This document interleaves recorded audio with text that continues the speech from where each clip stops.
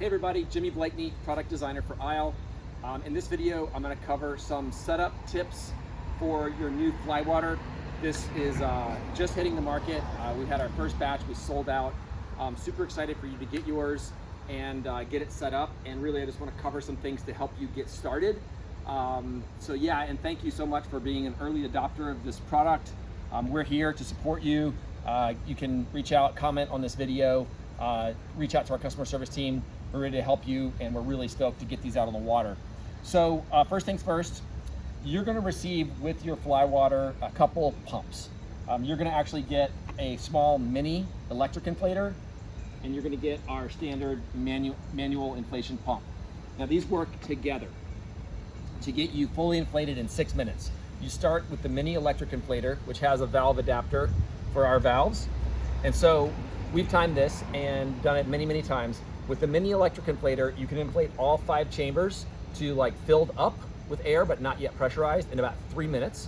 And then you'll take the manual pump and you'll pressurize them all. And that takes another 3 minutes. So total 6 minutes per setup.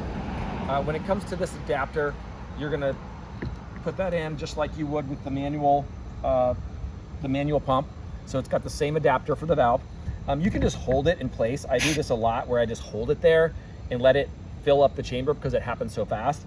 You can also lock it on. If you do lock it on, just keep in mind you kind of have to grab this adapter piece when you twist it off. Otherwise, it will come off with this still in the valve and it'll release air. And the reason this comes off is because you can go and put it on the bottom, and now it's your deflator. So when you deflate your boat and pack it back up, you use the deflator to get all the air out so it packs up really nice and neat back to the same size that you received it. So that's your mini inflator and your manual inflator. The 4 pontoon chambers go to about 4 PSI, and the floor chamber drop stitch goes to about 15 PSI. That's what we recommend. This boat is one of our demo test boats that I've had for over a year. This thing has been through the ringer. You can see what it looks like after it's been aged. We've got definitely some use and abuse on this one, but it's still in good shape. But again, we've been really abusing this one to test it, leave it out in the elements. This has been sitting out for months and months all year. And it's also kept its inflation pressure with just a small drop in pressure over months of being inflated. All right, so this setup is how you're gonna receive yours. You're gonna get your footrest for the front passenger. You get 2 inflatable, our cloud kayak seats, which are now here on the Flywater. You don't need a footrest for the rear passenger because you use the back of the front seat. And one cool thing is you're gonna also receive 2 of our connect and extend straps as part of your kit. What you can do with this right away is use one of them to connect 2 of your seat cushions to get a higher elevated seating position for a solo kayak use. So these are 4-inch drop stitch inflatable seat cushions. When you combine them using this, you just wrap it around and use your tension lock G-hook and tighten it down, and then you're tightening the 2 cushions together. Then you've got an 8-inch raised seating position. So that's a really cool option using that strap. These are also great for attaching our aluminum trim console seat, which I'll talk to you about in a minute. That doesn't come with the package, but it's coming spring 2025. You'll also receive 4 of these stainless steel carabiners. These are designed to connect here to our I-Link system. So if you look here closer, you can see in the I-Link system, the webbing loops are great for our G-hooks and connecting our G-hooks, but if you want to turn them into a D-ring, essentially, you can use these stainless steel carabiners. Now that allows you to attach any other accessory you may want to that would require like a D-ring type of connection. So that's really cool. You'll receive those. By the way, I have one of our forward 255 to 265 centimeter length paddles on this boat. It doesn't come with it, but highly recommended for this particular boat. It's a longer paddle, great for these wider watercraft like the Flywater or our Megalodons. Just makes paddling, you have a little more reach when you're paddling a wider boat. And that's in our paddle holders. You got 2 paddle holders on the Flywater, of course. So coming back to the stern and our transom, we have our infinity fiber material on the transom to make it super, super rigid, of course. The infinity fiber is also on the runners of both pontoons for added rigidity and durability. And I have on here a prototype motor mount plate, and this is our production motor mount plate.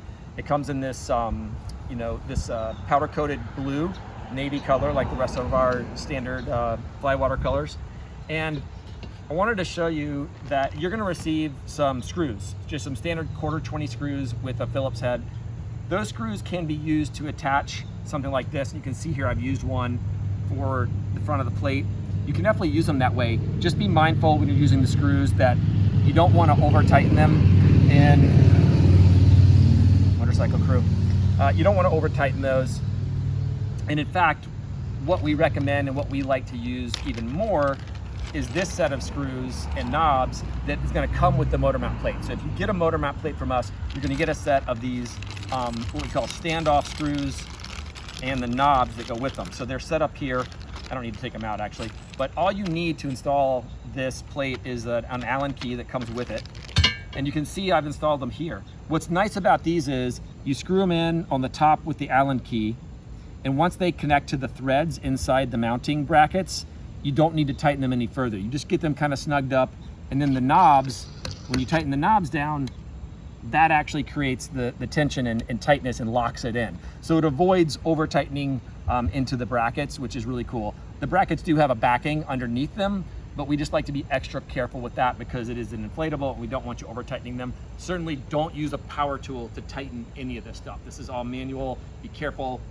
Don't go too deep. You're only going like 1/4 of an inch into these brackets when you're tightening that screw to catch on that nut that's inside there. So that's the transom, that's the motor mount plate.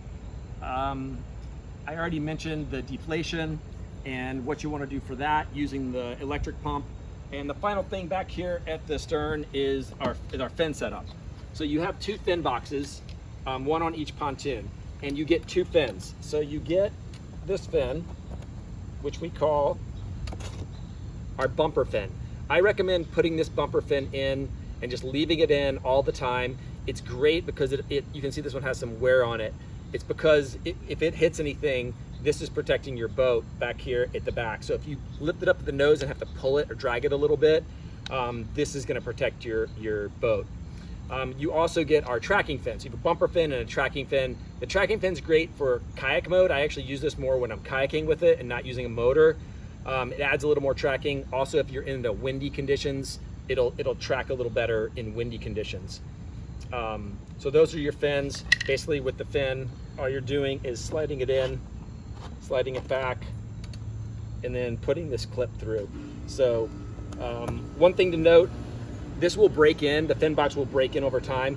I like to install the fins when it's not fully pressurized.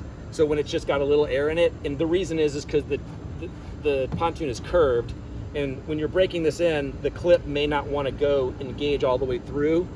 Just when it's brand new, it'll break in and it'll work. But when you put the fin in, when it's deflated, it'll just go right in easier. So a couple little tips for your fins. And finally, I want to show you something that a lot of people have been asking about, and that is our aluminum frame console seat. This is the 3rd generation prototype, and now it's ready to go to production. We changed a few things. We beefed up the aluminum, the thickness of the aluminum. We changed some things on our connection system so that it was a little bit stronger, a little bit easier actually to assemble as well. So this aluminum frame console seat, we're gonna now go into production with it. It'll be ready in the spring 2025, available. Really cool, really solid seat. You know, it's a true chair height seating position that also acts as a lean post. You've probably seen this in the videos, I'm sure, with our tracks, so that you can install accessories on this and turn this into a little console and a seat. It packs down really small, really cool, really easy to transport. So excited about this for spring 2025, but really excited for you all to get your Flywaters on the water. Let us know how it goes.